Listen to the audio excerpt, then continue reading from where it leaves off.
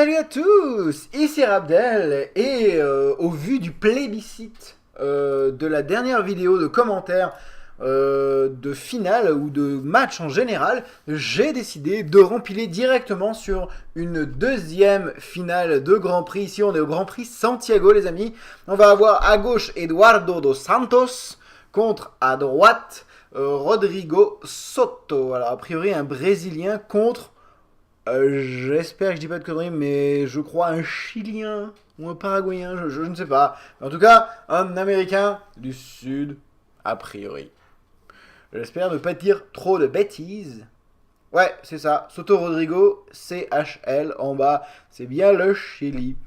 Donc, on a, sur votre gauche, on va voir un Nabzan Whip, qui est un Nabzan midrange un peu particulier et un Nabzan aggro à droite. On va voir qui va gagner. On a premier tour de Eduardo dos Santos, bien entendu, avec un Triland.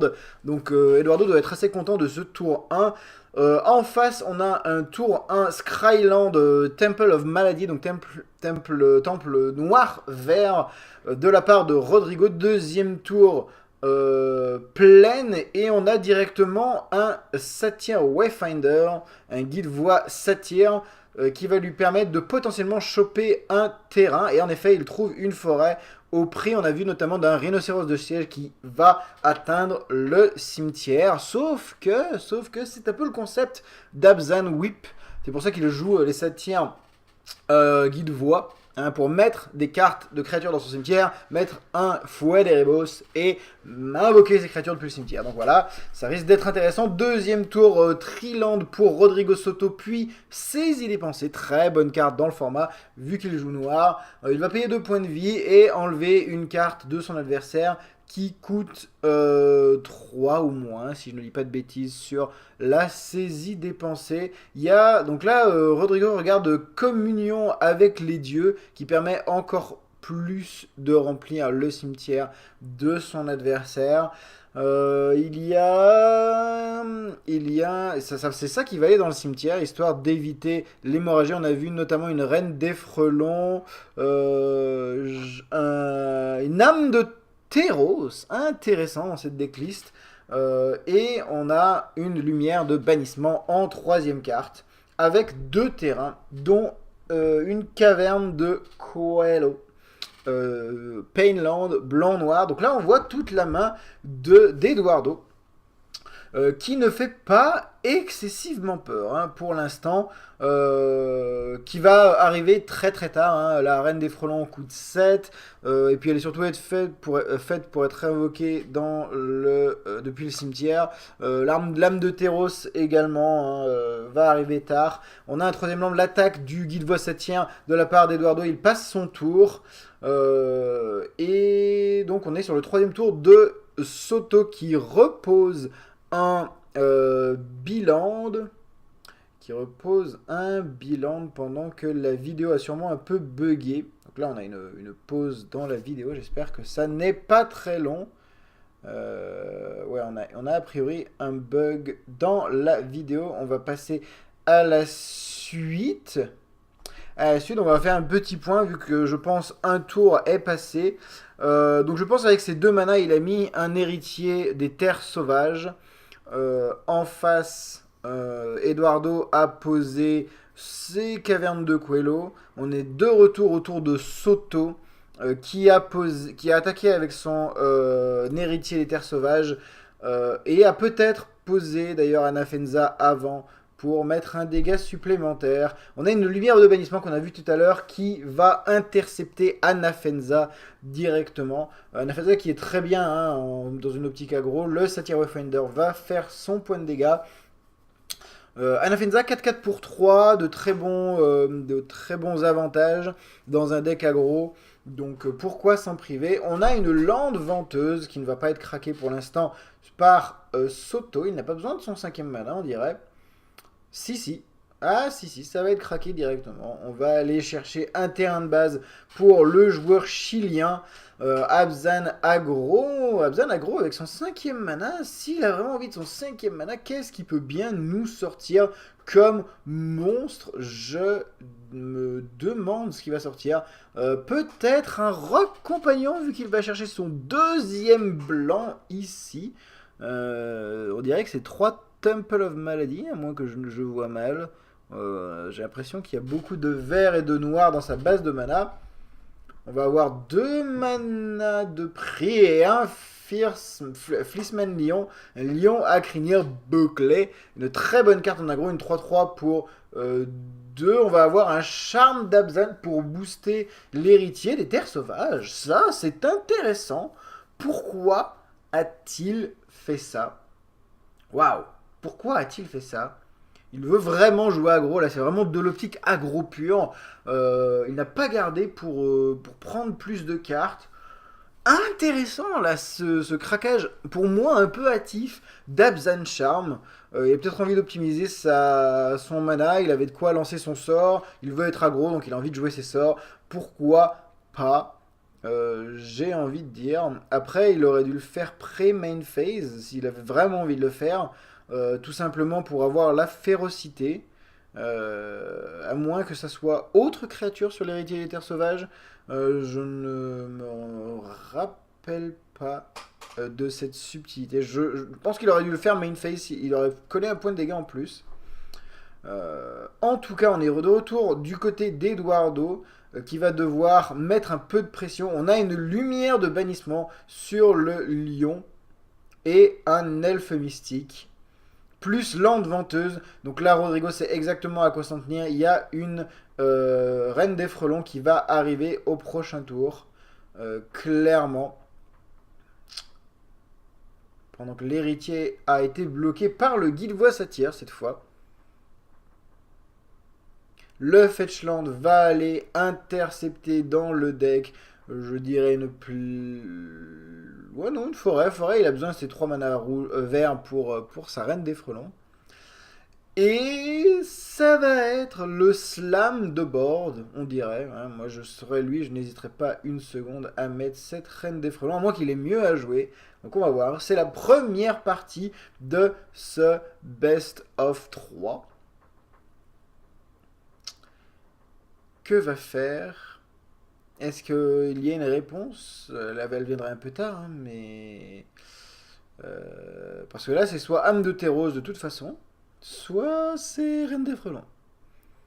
Et il y a Downfall sur l'elfe. C'était un craquage en fin de tour, donc là on va avoir âme de Terros. Voilà, clairement. Qui va se faire Abzan charmer directement. C'est... Ouh, Bile Blight. Waouh, je n'aurais pas fait ça.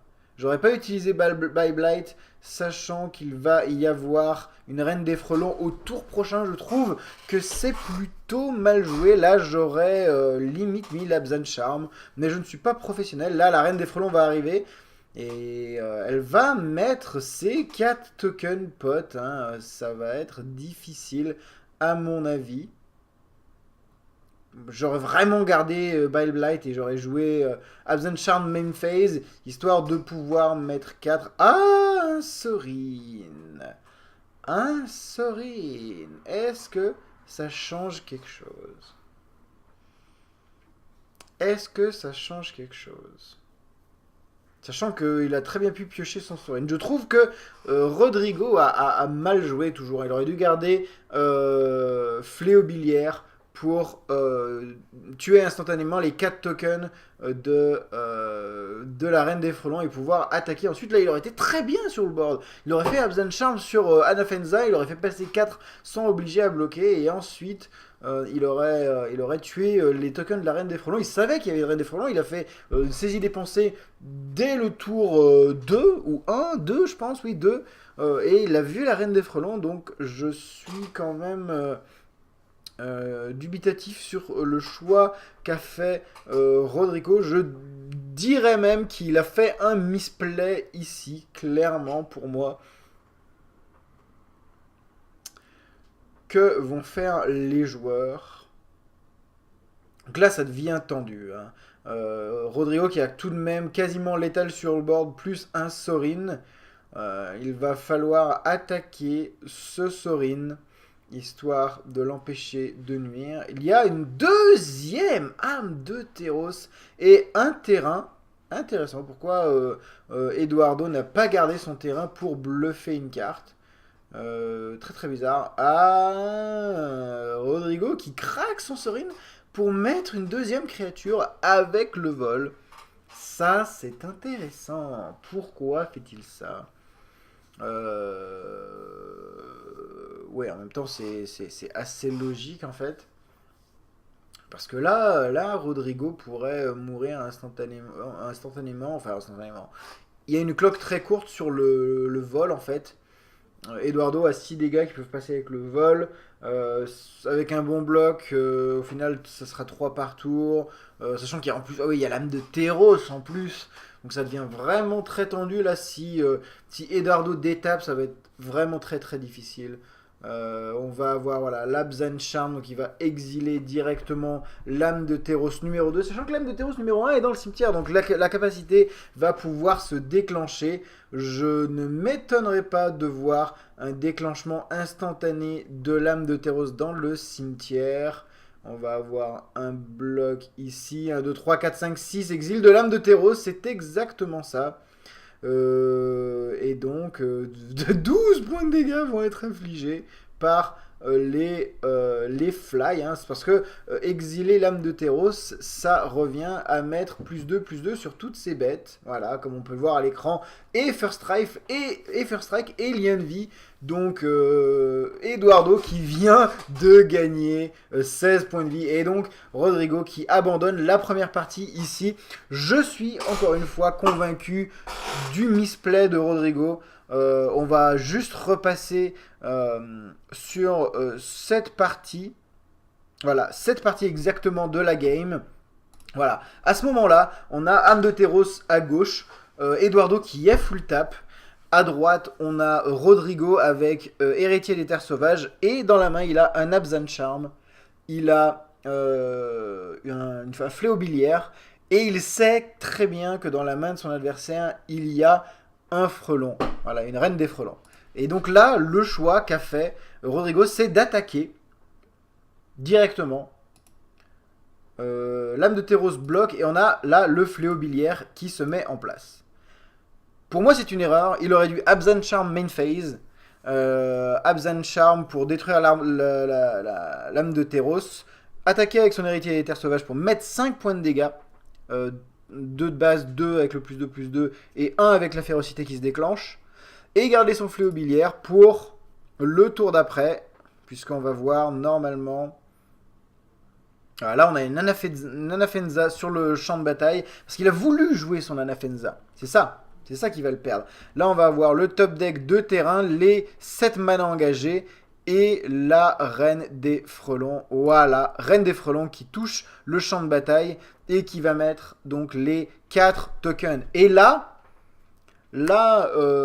Rodrigo aurait eu Fléau Biliaire, vu que Fléau Biliaire met -1, -3 à toutes les créatures ayant le même nom que la créature ciblée. Il aurait ciblé un des tokens de la Reine des Frelons, mis -3 à tous les tokens, et au final, il aurait été très très bien dans sa game. Il aurait eu qu'à affronter une Reine des Frelons avec 2 créatures, sachant qu'il aurait fait passer 5 points de dégâts en plus, hein, déjà au tour d'avant. Eduardo aurait été à 7, il aurait attaqué, mis au minimum 4 points de dégâts, vu que ce serait l'héritier qui... la Reine des Frelons se serait empalée dans l'héritier des Terres Sauvages. À mon humble avis, hein, après il y a match, mais ça aurait mis Eduardo à 2 ou 3, et ça aurait sûrement suffi à tuer Eduardo. Voilà, donc je pense que là il y a eu erreur. Ce qu'on va faire, vu que la première partie a été longue, je vais arrêter la vidéo ici, et je vais vous commenter les autres matchs dans une autre vidéo. Donc voilà, j'espère que ça vous a plu les amis. N'hésitez pas à commenter cette vidéo, la partager, la liker, et surtout n'hésitez pas à vous abonner à la chaîne si vous aimez ce contenu. A priori, quand je fais ces commentaires, ça vous plaît, n'hésitez pas à me remonter toutes vos remarques en commentaire. et je les prends en compte, il n'y a pas de souci. J'espère que ça vous a plu, ce match qui a l'air palpitant entre deux decks Abzan très différents au final, Whip d'Eduardo et Rodrigo jouant Abzan plutôt aggro. On se voit à la prochaine vidéo, donc sûrement demain ou dans les quelques jours qui viennent, pour la deuxième manche, sachant que Eduardo a remporté la première manche. Voilà, les amis, à plus, ciao ciao.